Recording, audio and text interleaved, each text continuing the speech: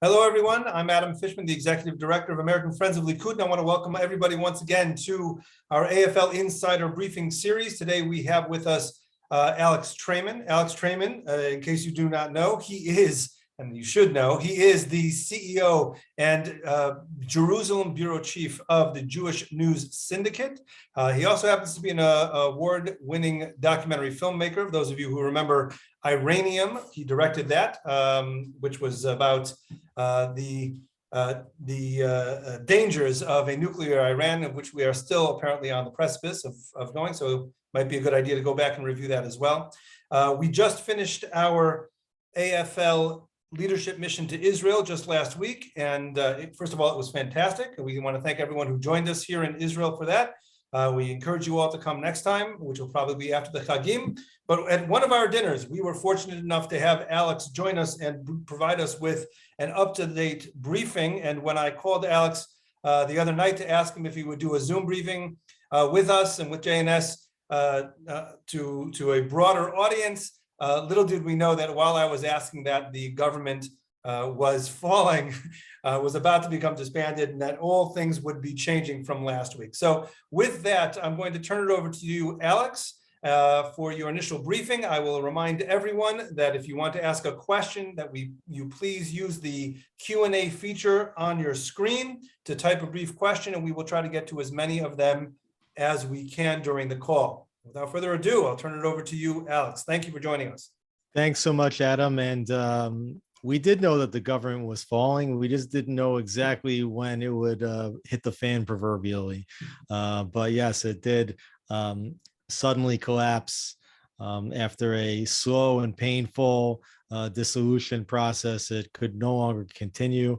And it was actually Bennett and Lapid themselves who recognized that the process could no longer continue, most likely because former Prime Minister and Chief Opposition Leader Benjamin Netanyahu, head of the Likud party, was going to bring a vote to disband the Knesset potentially on Wednesday, tomorrow, and it did appear as though he may have the votes to disband the Knesset formally. So the question is really just to take everybody back. How did this government get formed to begin with? We know that there was 4 consecutive election cycles. Everyone in the parliament did everything that they could do to try to keep Prime Minister Netanyahu, former Prime Minister, from forming a government. And ultimately, in the 4th election, when Netanyahu failed to form a government, only having 59 members of Knesset ready to join him, which, by the way, included Naftali Bennett and at his 7-seat Yamina party, short just 2 more Knesset members for majority. The mandate transferred over to Yair Lapid, who received 13 mandates less than Netanyahu in the election, but he was next in line to form a government, and he cajoled Bennett to defect from the right-wing camp by offering him the only position that he could that would make Bennett actually want to leave the right-wing camp, and that was the position of Prime Minister itself. And so Bennett and Lapid agreed to a rotation arrangement whereby Bennett became the Prime Minister first. Lapid was scheduled to become the Prime Minister in August of next year, 2023. The only things that really brought the diverse parties together, and what was this government made of?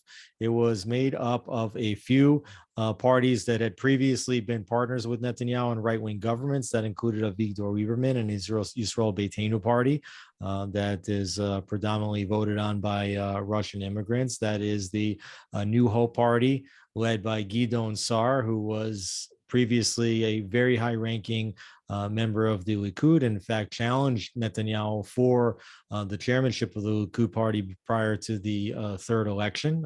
And Netanyahu resoundingly defeated him about 75% to 25% in that primary. And also Naftali Bennett's Yamina party. So those 3 small parties joined together with Yair Lapid and every single member of Israel's left wing, taking the left wing out of the backbenches of the opposition and bringing them into the government and into positions of power. But even so, even with all the left wing and those few right wing parties together, it wasn't enough to get across the 61 magic number for a majority coalition, and they needed more help. And so for the first time in Israeli history, an Israeli Arab party, the Ram party, led by Mansour Abbas, agreed to join that government. That is a self-stated anti-Zionist party that is actually a part of the southern branch of the Muslim Brotherhood. It is an Islamist party. It is technically a sister or a cousin party to Hamas. So for the first time in the history of Israel, you had a government with an Islamist party. And also for the first time, you had a government which was led by a prime minister who had only 7 seats in the Knesset behind him. And typically speaking, if we look back at the last several governments, of course, Netanyahu was, usually cleared that 30-seat threshold. And in general, a government that has less than 30 seats in the lead party is considered a very unstable government. And not only did Bennett have less than 30 or less than 25 or less than 20 or less than 15 or less than 10, but he came to the table with 7. From the very minute that he said he was going to form a government with Lapid, Amichai Shikli, a member of his own party, immediately said that he would not vote together with the coalition, bringing Bennett down to 6. So Bennett became prime minister with only 6 seats behind him out of 120 in the Knesset, which is something that Bennett himself said was undemocratic. He said during the run-up, when asked the question if he would partner with Lapid, he said it would be completely undemocratic for someone to lead the country with less than 10 mandates. So in addition to that, Bennett had promised that he would not sit with Lapid. In fact, he came onto an evening news program in the days before the election and took out a piece of paper printed, held it up to the camera like this, and it said on it, "I will not sit with Yair Lapid in a government, not in a rotation or not without a rotation, because I am right and he is left, and I will not sit with him." He also promised not to sit with an Arab Islamist party in a government. So he made these 3 explicit promises. And also Shikli said, "I made those promises to the voters on your behalf as well. So I will not vote along with the government." So Bennett started with only 6. And really as I started with, the only thing that brought these right wing, left wing, and Islamist parties together was their disdain for Netanyahu. Was a anybody but Bibi mentality, and they called it a change government. And they recognized from the beginning that they didn't have much in common. And so what they decided was, or what they stated was that, we don't agree on 100% of the issues, but we do agree on 70% of the issues. So we'll put the 30% that we disagree with aside. We'll try to make progress on the 70% and move forward. But this really proved to be just the talking points. And I mentioned that from the outset, Shikli defected, leaving Bennett with 6. And then the government moved forward. They passed the budget, which was a big accomplishment for them. They kept saying over and over, "We've passed the budget," as being one of their main accomplishments. Passing a budget in Israel is a very low bar accomplishment, because if you don't pass a budget, and you must pass it within 90 days of forming a government, of the beginning of the year, rather. And if you don't pass a budget, that's an automatic trigger for an election. So you have to pass a budget in order to be solvent as a government. So that was their main accomplishment. And after that, things just really started to go downhill. And in April, Idit Silman, another member of Bennett's own party, defected. Then the Ram party, the Islamist party, actually in May said that they were going to be leaving the government, and then they were cajoled back in. But some of the members of their own party were still against the government, including Mazen Ghanem, who basically said in the last few weeks that he wouldn't vote with the government. Also, Rina Zoabi of the Meretz party essentially resigned from the coalition, only to be brought back in a week later, but still failed to vote with the government and made herself absent from the votes. And also Michael Biton of the Blue and White Party, led by Benny Gantz, also refused to vote with the coalition because of some various transportation reforms that he thought were supposed to run through the Knesset committee that he was the chairman of. So what happened was that officially, the majority, which was razor thin to begin with, they started with a 61 Knesset member majority, became 60 with Silman, then became 59. And then just in the last week, Nir Orbach from the Yamina Party also said he was not going to vote with the coalition anymore, and rumored that he would go and join with Netanyahu and vote to disband the government this coming Wednesday in a bill that Netanyahu himself was going to bring to the Knesset to disband. And it appeared as though Netanyahu might have a majority to disband the Knesset, which requires 61 votes. In addition to that, I should mention that several of Bennett's own advisors, in fact, 4 of his advisors, including one today, have quit in the last several weeks, including Shemrit Meir, Matan Sidi, and his chief of staff, Tal Gansvi. And today, Yair Pines announced his resignation. So Bennett was really actually the weak link in the entire coalition. You know, as hard as it was to hold the disparate parties together, it would prove hardest for him to hold his own party together. And what happened in the last weeks was that really you had a situation where every single Knesset member could essentially blackmail the coalition to stay in. And so Bennett and Lapid were essentially putting out a political fire every day for the last several months, and it became a complete circus. Now, the irony is that what actually crashed the government in the end is a law that should have been very routine to pass, which was a law to extend Israeli rules and regulations in Judea and Samaria that allow the police to conduct their actions, that allow insurance companies to insure residents of Judea and Samaria and others. And this is a law that has been in place since 1967, since the Six-Day War, and needed to be renewed every 5 years. And in fact, the 5-year deadline for this is June 30th of this year. And even though this is a law that the right-wing members of the opposition, in fact, all of them, would easily rubber stamp, they refused to rubber stamp it specifically because they recognized that the coalition government would not have the votes to support this, which is interesting. And it goes to show you who Bennett and Saar and others were sitting with. They were sitting together with parties that would not rubber stamp a regulation that had been in place for the last 50 years to allow the police to conduct operations in Judea and Samaria in places that Israel controls administratively. So that's a pretty wide ideological gap.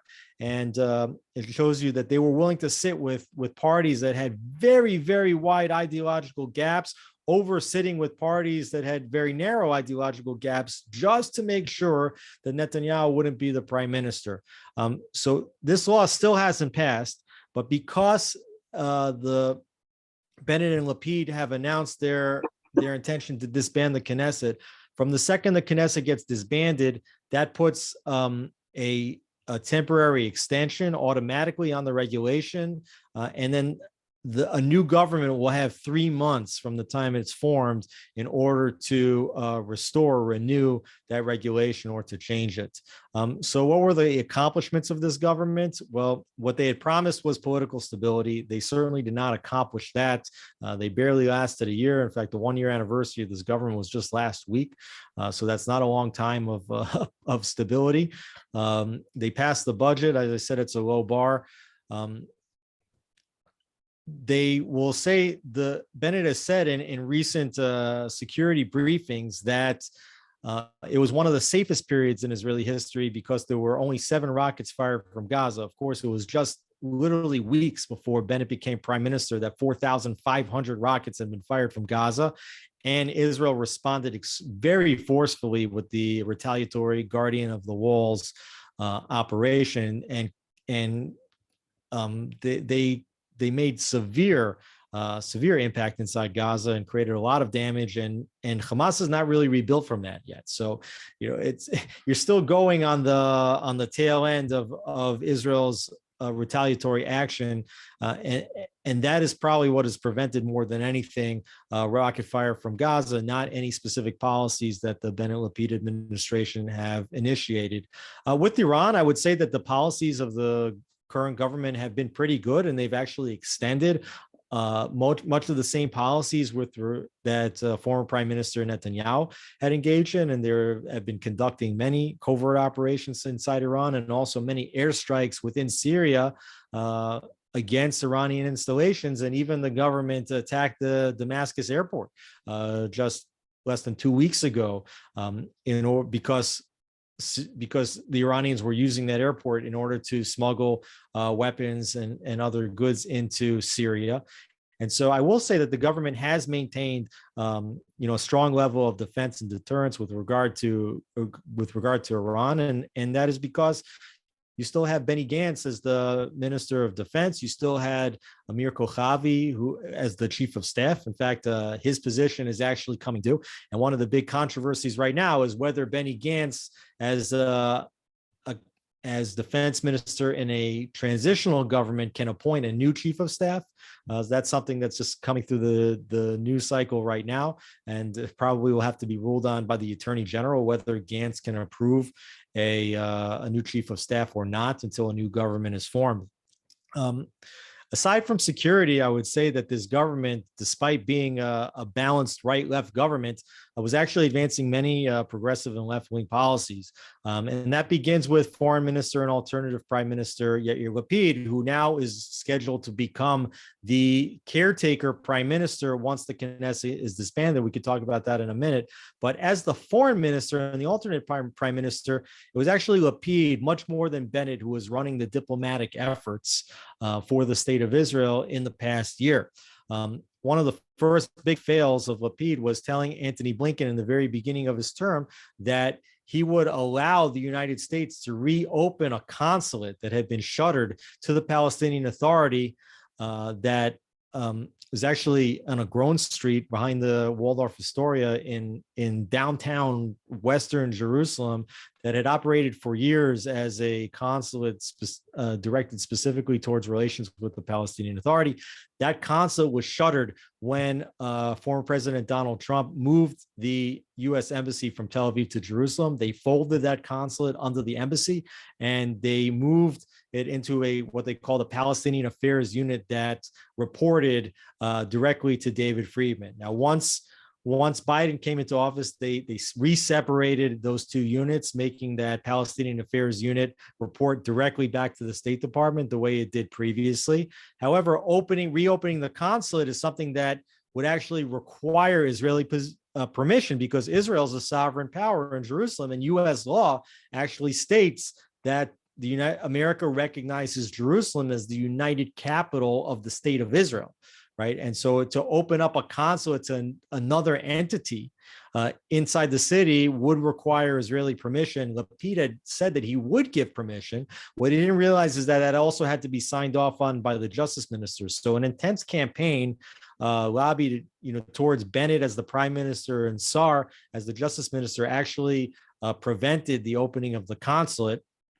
But Lapid had made other mistakes as well, and he made a point of really sticking it in the eye of Russia during the ongoing Russian invasion of the Ukraine, which on the one hand may have been a moral position. Lapid called it horrific. He called it war crimes, and he very well may be correct, and it might be the correct moral position to oppose the Russian invasion of Ukraine. However, it's important to note that the primary power broker in Syria today is Russia.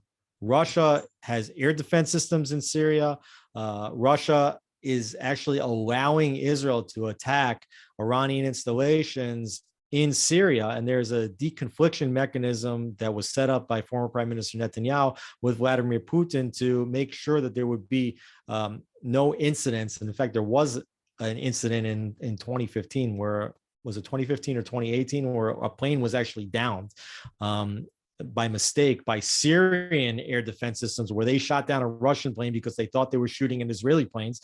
So our ability to operate inside Syria is tenuous, and that depends on Russian support. So angering the Russians actually could have negatively impacted Israeli national security. So it was a very risky move by Lapid. Lapid also instructed Israel to vote against China in the UN Human Rights Council at one point. And for Israel to vote against any country in the Human Rights Council, the Human Rights Council that cites and condemns Israel more than all other countries combined, seemed like a not a very wise move.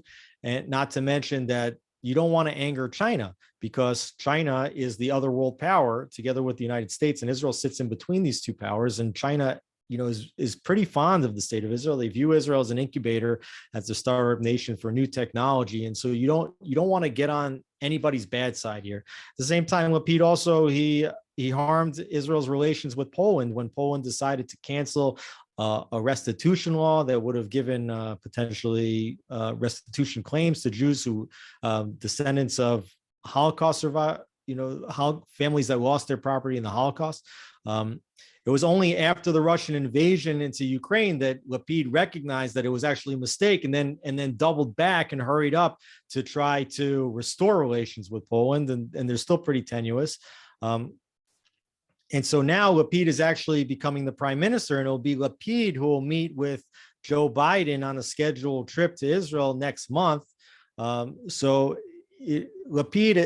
is, his policies have aligned very closely with those of Antony Blinken and those of the Western Europeans, and they're different policies than Netanyahu had diplomatically. And so, it does become a risk, potentially what Blinken might ask Lapid as the prime minister to do, even though he's just the caretaker prime minister. Adam, you wanted to? Yeah, no, on that point, actually, we have a question from our president, Jerry Platt. In the event that we've said that Lapid does become the interim prime minister, will it be clear to the U.S. administration that promises from Lapid cannot necessarily be counted on, since he's only the temporary caretaker prime minister? Yeah. How does that move forward? I mean, I think that the administration understands that. At the same time, they look at this opportunity as an advantage, where you have somebody for the first time in many, many years who's basically lockstep aligned with their policy wishes, that might agree to something. And even if Netanyahu might form a government later, and we'll talk about that in a few minutes, where he could undo some of those statements are then still out there. They're out into the air, and it's something that Biden or Blinken can go back on and say, well, hey, when we came here, the temporary prime minister Lapid said that this is something that Israel would be willing to do. Are you now telling me that you're not willing to do that, and create some sort of a diplomatic tension, over those statements? So there are some risks. Now, Lapid and Bennett basically recognized that the government could no longer go forward the way it was. They decided themselves to bring forward a motion to disband the Knesset. That will probably be brought forward for the first time tomorrow, even though they originally said it would happen next week. The spin from the media is that Bennett and Lapid want to go out on their own terms, so they're the ones that are deciding. And Lapid said that Bennett deciding to disband was an act of selflessness. Of course, keeping this government going for the last several months without a majority was an act of selfishness. Forming the government to begin with, and taking the seat of prime minister when you only have the backing of 6 members of the Knesset, is an act of selfishness. And as I've said in certain forums, I said only 96% of the country chose somebody else than Bennett to be the prime minister, which is a point that did not deter Bennett from becoming the prime minister. So okay, they're spinning it. That's okay. What happens now? A preliminary reading of a bill to disband the Knesset goes forward by the coalition itself on Wednesday. assuming that it passes, and it needs 61 votes to pass, then it has to go to the Knesset House Committee. Inside the Knesset House Committee, there can be a bit of a filibuster because it's a bill that gets written by the coalition, and the opposition members can argue over the terms of the bill, and the opposition will also bring its own bill to disband the Knesset on Wednesday. These are private bills by parties, and so there will be some arguments over the language, and that once it gets through committee, then it goes back to the Knesset, and then it has to pass through 3 separate readings, which can happen in succession, basically. But it'll probably take at least a week for the Knesset to disband itself. Now, the coalition actually wants the Knesset to disband as fast as possible. And the reason why they want to disband as fast as possible is because there's another way of replacing this government without going to elections. And if Netanyahu and the Likud party can bring what's called a constructive no confidence motion. Constructive no confidence motion says we no longer have faith in this government, and we're putting forward a candidate for prime minister. In this case would be Netanyahu. And if 61 members of the current 120 member parliament would vote in favor of the constructive no confidence motion, then Netanyahu would actually gain within the current Knesset 2 weeks to form a government. And that could be an alternative to disbanding. And that would be a way to form a new government, in fact, without going to elections. So the last thing that Bennett and Lapid want to do is let Netanyahu form a government. Remember that they said it's anybody but Bibi, and they're holding to that. They also said that they were forming the government to avert a 5th election. They thought that elections were terrible for Israel, and they wanted to do whatever they could to avert it. And that's why they formed this controversial government to begin with. Of course, now, even though they have the opportunity to avert a 5th election and to form a stable right-wing government, which would represent, in fact, the will of the electorate, over 70 members of the current parliament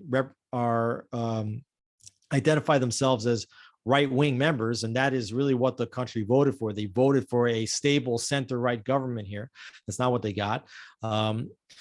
So there is an opportunity for some defectors from the coalition. Some from Bennett's own Yamina party are likely candidates. That could include Ayelet Shaked and a few others, and members of Gidon Saar's New Hope party to come back into the Likud constellation and join a right-wing government.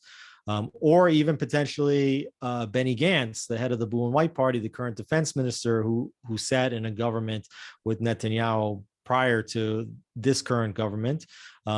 Those are all candidates potentially to come back and to sit with Netanyahu. And in fact, they all could come back and sit with Netanyahu, and then there would be very strong center-right government, but that's an unlikely situation. And what is more likely is that the Knesset will disband.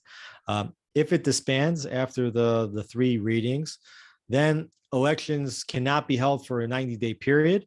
But we also have the Jewish holidays, Rosh Hashanah, Yom Kippur, and Sukkot coming up in September and the beginning of October. And so that would actually push off the elections, and it's being reported that the earliest date that elections are likely to take place would be on October 25th. So that seems to be the most likely scenario right now, that we are going to a new election, unless Netanyahu can somehow pull off an alternative coalition. So the early polls show that Likud would get 36 seats in a new election, which would be 6 seats more than they have now. Also, the Religious Zionist Party, which is a small party in the current government, would soar to 10 seats. And they actually refuse to sit with the Arab Party, and they are a sort of even further right alternative to Bennett's Yamina party. And so right now, the parties that are in the Netanyahu bloc, which had 52 seats in this current government, are polling at about 59 or 60 seats should elections be held today, and if all things would be the same. However, the party alignments are not likely to be the same by the time we get to October. Certain parties may merge, certain parties may implode. Bennett's own Yamina party may completely implode, as several of the members of the party, had already defected away from the coalition. It's unlikely that many of those members will be on the next Knesset slate.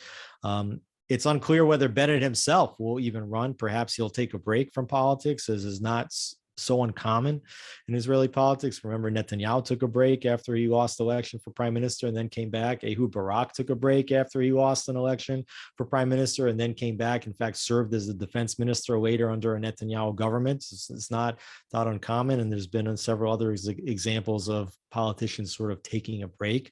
And then also you have this issue of the threshold. You have a 3.25% threshold in the Knesset. If you get less than those amount of votes, you don't get into the government. And 3.25% of the 120 members is about 4 seats. So if you get over the threshold, you get 4 seats. If you miss the threshold, you get 0 seats. And what that does is it actually creates a redistribution among the 120 seats. And what's a really good example of that is the Ram Party. The Ram Party that has 4 seats in the current government barely got across the Knesset threshold in this current government. Now, had they missed the threshold, and we're talking about a few thousand votes here, if they had missed the threshold, their 4 seats would have redistributed among all of the parties. And let's just assume for easy math that the right wing would have gotten 2 and the left wing would have gotten 2. If that was the case, then Netanyahu's bloc, which at the time was 59, would have mid 61. So whether or not one party crosses the threshold or not can be the difference in whether one side of the spectrum can form a government. And right now, according to the polls, there's several parties that are sitting on or below or just above the threshold. And those include Gideon Sa'ar's New Hope Party. That includes the Ram Party again. That includes the far left Meretz Party. Avigdor Lieberman's Yisrael Beitenu Party is polling at 5 seats. It's 1 seat above the threshold.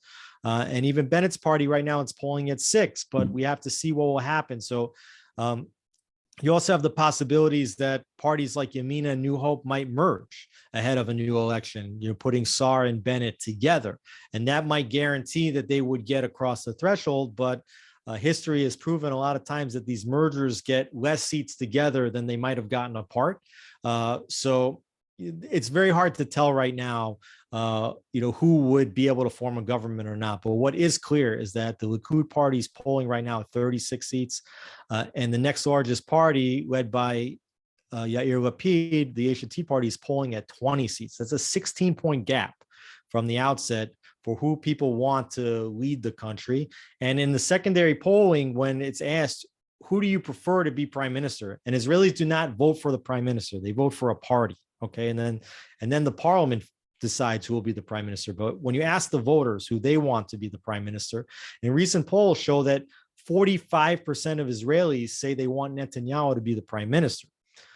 Less than 20% say that they want Lapid to be the prime minister, and about 8 and 7% respectively say Gantz and Bennett are the people that they want to be the prime minister. So it's overwhelming. More than 2 times more of the public wants Netanyahu to be the prime minister than any other candidate, and more than the second highest candidate, who's Lapid, who's about to become the caretaker prime minister. Now, caretaker prime minister is interesting. On the one hand, it has limited powers, and during a transitional government, the Knesset doesn't meet at all. There's certain things that they may be able to do, but for the most part, they don't bring bills. Nothing happens in the parliament. Caretaker prime minister has limited authority, but the caretaker prime minister will be the prime minister until a new government is formed.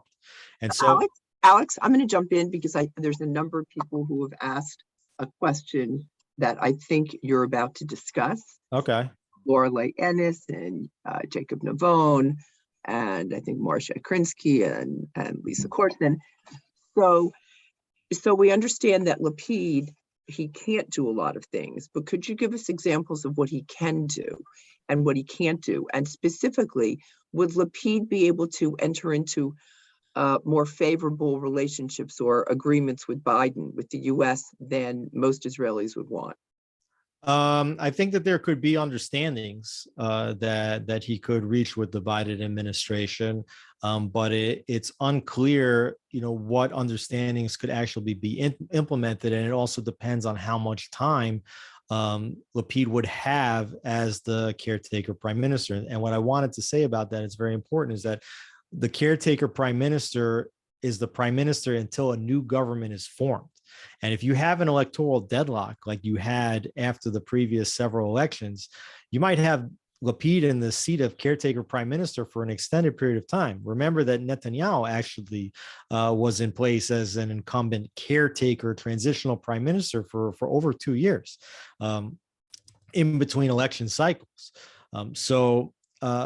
It depending on the amount of time that Lapid is the caretaker prime minister will depend on how much he can do. But there are certain things that he can do. And if Israel has to enter into military action to defend its citizens, the caretaker prime minister can do that. In fact, I read one report by Jerusalem Post reporter Khaled Abu Tomeh, the Palestinian affairs correspondent, who said that certain Palestinians view a caretaker government as potentially more stable because the government that you had now, you could have parties like the Ram party threatening to bolt at any minute.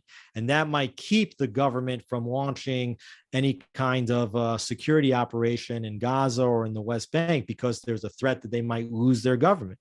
Well, now there's no threat of that because you're already going to an election, which means that if there's an actual security threat, that the government doesn't have that constraint and can go ahead and take care of its citizens. So there are certain things that the prime minister can do as a caretaker. But I think it is understood that a caretaker cannot make too many dramatic announcements on the diplomatic level. And you will have Netanyahu sitting right outside that government, putting a lot of pressure. And don't forget that Lapid wants to get reelected.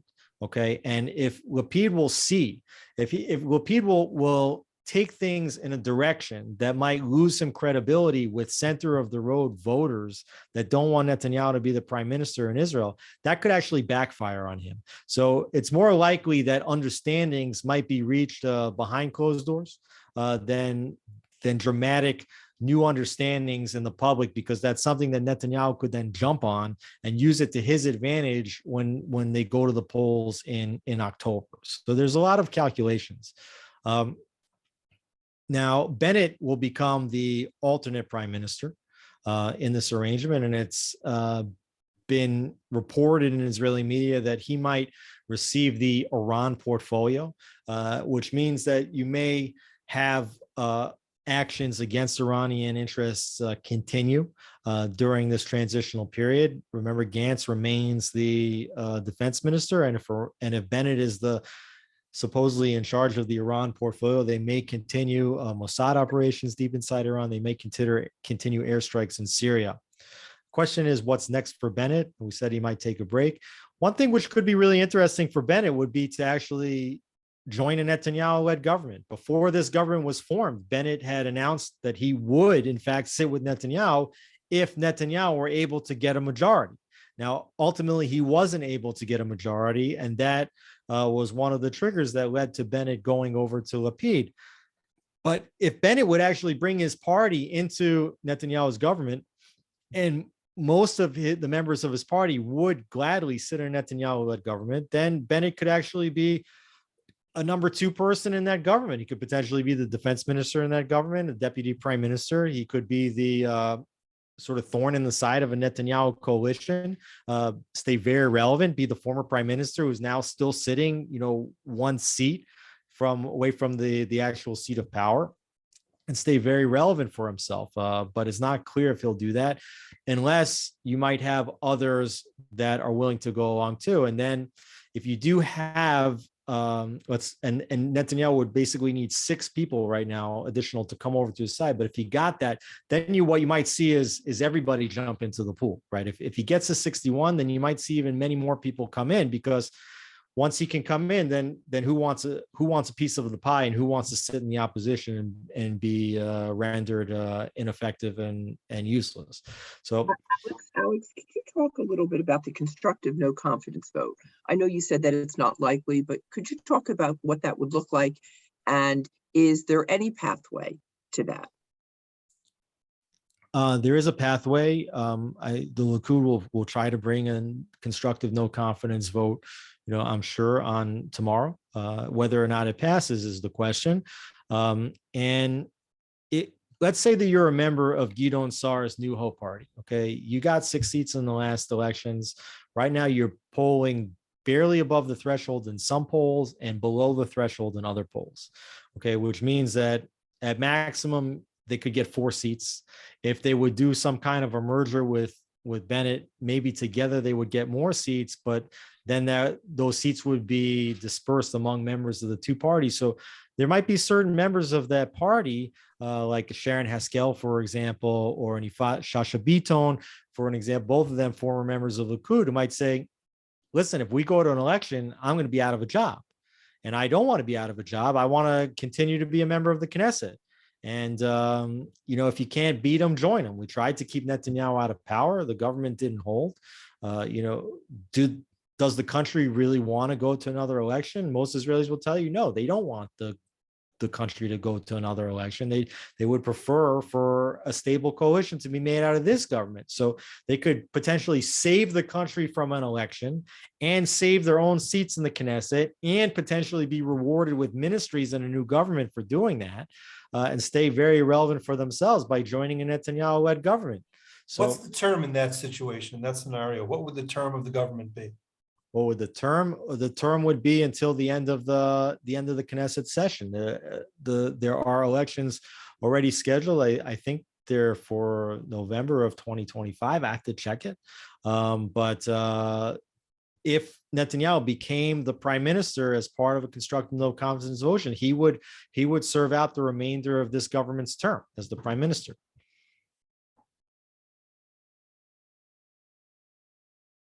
What's the likelihood that, and everyone says there's no likelihood, but in politics, I don't believe that. What's the likelihood of Gidon Saar coming back to Bibi?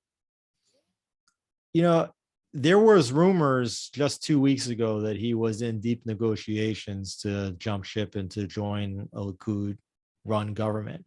And it seemed to make sense on a certain level. And I think that Netanyahu would welcome him back, given the circumstances. I mean, Netanyahu did send him into the doghouse after he challenged him in the primaries, which really probably was a political mistake. And Netanyahu has made several mistakes. Netanyahu should have welcomed the challenge, and he should have also welcomed the result of that vote.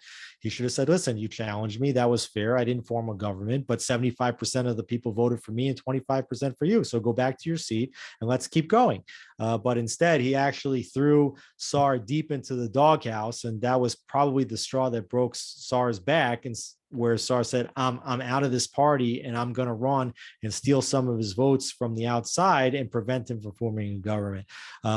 His statements over the last several days seem to indicate that he would not join a Netanyahu-led government, but promises made, promises not always kept in Israeli politics. So I would never rule out the possibility, but according to the current statements, it doesn't look very likely. Alex, a few people. There's a question from Julie Garber. Pardon me. With respect to Netanyahu and the various charges and the court cases that are out there right now, what kind of effect, or does this have any effect at this stage of the game, or have enough holes been placed into the charges against him that it really has no effect moving forward? Right. It's a very good question. I think it is important to actually move back a little bit in the history of these cases. When did these cases get announced? Right. They were always gradations of the charges were always announced in the run up to the elections. Right. The attorney general said that we're investigating with a potential intent to indict before the first election. Then before the next election, we are indicting, right? And all throughout the election process, there were leaks from the prosecution that reached the media with various statements from key state witnesses against Netanyahu that were conveniently timed in order to essentially affect the election cycle. And it was part of the ammunition that parties that didn't want to sit with Netanyahu used. They said, we can't have a prime minister who's under indictment, or we can't have a prime minister who's under trial. Now, in the last several weeks, even in the last 2 months, as the defense has been cross-examining one of the key witnesses, Shlomo Filber, who was the director general of the communications ministry during the time when Netanyahu was communications minister in relation to the case 4000. I'm not going to get too far into it, but what they consider to be the most serious of the cases in which Netanyahu did, in fact, work hard to manipulate the coverage of news in his favor and Walla, potentially in exchange for some regulatory favors. Whether or not that's actually bribery is one question, and we can get into it maybe if people want to know more about the cases. But during the cross-examination, several holes have been poked in the prosecution's case. The court actually forced the prosecution to amend their charge sheet 2 times because statements from the state witness were basically proven that they could not have been possible, and that meetings that Filber said happened was proven that those meetings could not have taken place at all in the timeline in which they were given, which is very important to the details of the case. And also what's come out, and people knew about this beforehand, but what's really come out during the trial is the inappropriate conduct of the prosecution in essentially blackmailing the state witnesses, right? And so you have the irony of Netanyahu being accused of bribery on the one hand, while the state prosecution is blackmailing the witnesses in order to get them to turn state witness. And these are the types of offenses that would most definitely trigger a mistrial in the United States, yet somehow or another you haven't gotten to a mistrial situation here. But many, many more Israelis are recognizing that these cases has everything to do with getting Netanyahu out of office than they do with potentially illegal conduct. So the momentum right now is not with the prosecution. The momentum is with Netanyahu. And so certain people that might have voted against Netanyahu specifically on the basis of these trials are now recognizing what Netanyahu has been saying all along, that this is a witch hunt against him to get him out of office. So I think the momentum is with Netanyahu in that case right now. Alex, where does Yuli Edelstein stand? What is his story now? Where does he want to go? Where can he go? And what's his relationship right now with Bibi? Well, Yuli Edelstein is the number 2 in the Knesset. In fact, when I went to the briefing with the American Friends of Likud just a couple of weeks ago, I spoke immediately before Edelstein, which is probably better than speaking after Edelstein. But he, on the one hand, he's been the only other member of the Likud that's come forward and said that he would challenge Netanyahu for the chairmanship of the party, which on the one hand is a risky move. Now, Netanyahu has the opportunity right now potentially to form a government without going to elections. So Edelstein is serving on the one hand loyally under Netanyahu. I think if they would call a primary right now in the next 90 days, Netanyahu would probably win overwhelmingly, the way maybe not as dramatically as he won against Saar, but probably pretty dramatically. I think if Netanyahu failed to form a government after an election, that it might be the end of the line. And then you might see Edelstein pose a pretty serious challenge. Interesting. So tell us a little more about the relationship between Israel and the United States right now. And that's a question from Lisa Corson. Right. So, Yair Lapid, and to a large extent, Bennett has bought into this, has been saying that Netanyahu severely damaged the relationship between Israel and the United States, and particularly what you would call bipartisan support for Israel in the Congress, because Democrats have been waning in their support for Israel. And you also have this movement, progressive movement inside the Democratic Party that is really not pro-Israel at all.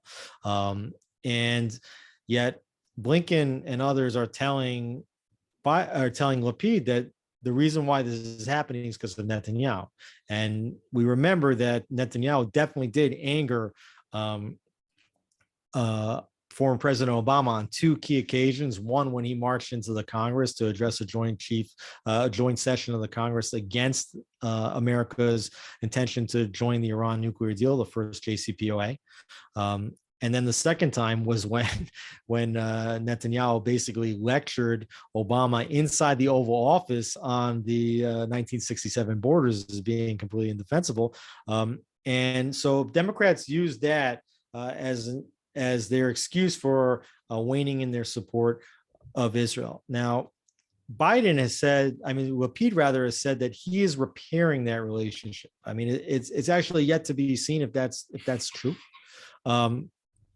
But certainly if Netanyahu comes in, there's going to be some level of animosity. I mean, when Biden, everybody says that he's been a longtime supporter of Israel and he's got support for Israel in his guts and his kishkas, but don't forget that, Biden chewed out Israel pretty hard for an announcement that came out during his visit to Israel that Israel would build apartments in the Ramat Shlomo neighborhood, which the international community would consider to be part of East Jerusalem. It's actually northwestern Jerusalem, and it's not. It's 100% Jewish neighborhood that's contiguous with other Jewish neighborhoods and would never be part of a Palestinian state. Should a Palestinian state ever be created, and should it ever be created through parts of Jerusalem? But even so, Biden chewed out Netanyahu pretty hard. And we remember that Hillary Clinton, then Secretary of State, famously chewed out Netanyahu for like 45 minutes on the phone over that. And so certainly if Netanyahu becomes a prime minister, you're going to have a much more antagonistic relationship between the Biden and Blinken diplomatic administration than you're going to have with Lapid, who really, is more aligned lockstep with Blinken. But support for Israel in the United States remains strong. There is a definite risk that the Democratic Party is shifting, and that the members of the Democratic Party that support Israel with all their heart, are much older. They saw Israel win in the wars of 1967 and 73, and that some of those older members are in serious risk of being primaried out. And so the Democratic Party is shifting. And even though Lapid says that he's repairing those relationships, it's yet to be seen in policy whether that's actually true. So Alex, I have one last question, and this is for me. What does a caretaker government look like with regard to what Israel does vis-a-vis Iran? I mean, there's been a lot of activity. Some Iranian scientists aren't doing so well. Things in Syria seem to be more favorable towards us. And as my husband says, Iranian nuclear scientists should not buy any green bananas, quoting, I think, Sharon. But do you think there'd be any change? I know that's hard to answer. And I also understand that the bomb could be, or enough material for a bomb could be 14 days away. Right. So, we've been saying that Iran is days away or months away, from a nuclear bomb for the last extended period, maybe even 10 years. And probably the reason why it's been such an extended period is because Israel continues to take actions to delay their ability to actually get to a nuclear weapon. I think that you would expect in the current circumstances for the transitional government to maintain the same level of actions that are currently being taken. I think that the Mossad is still deep inside Iran. And I think if there's intelligence that says that they can make a move that would be significant, that they might continue to make it. But note that they're making moves that are not triggering massive retaliations, right? So I think that you probably will continue to see, airstrikes in Syria as you've seen for the last several years. You may see continued covert actions against nuclear scientists or things like that.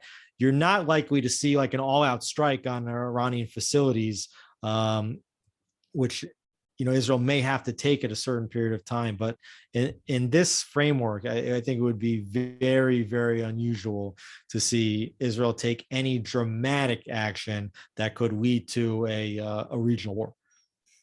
So with that, I want to thank you, Alex, and thank you, Sarah, for joining us. Thank you, everyone who joined us on this call. We will be back for more, God willing, next week. Anyone who who is not yet part of JNS.org and going over there to read all of the things that Alex puts together, all the news that he's able to report and correspond to, as well as AFL.org to support our efforts here as well. We urge you to do so. Once again, thanks everyone. Stay safe, stay healthy, and we'll see you next time.